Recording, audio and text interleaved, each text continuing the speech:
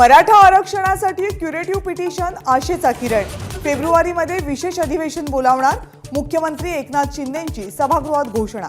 सरकारने दिलेली फेब्रुवारीची डेडलाईन मान्य नाही, 24 डिसेंबरच्या आत निर्णय आला नाही तर आंदोलन करणार, जरांगेंचा इशारा।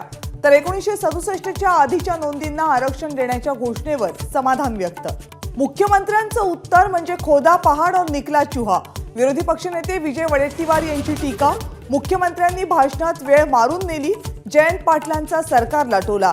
तर सरकार दिशाभूल करतंय, ठाकरे गटाचा आरोप। राष्ट्रीय स्वयंसेवक संघाचा जातनिहाय जनगणनेला विरोध। विषमता नष्ट करायची असेल तर जातनिहाय जनगणना टाळा, आरएसएसचे श्रीधर गाडगे यांचं वक्तव्य। विधिमंडळ हिवाळी अधिवेशन उद्या संपणार, बहुमताच्या आधारावर अधिवेशन गुंडाळण्याचा निर्णय।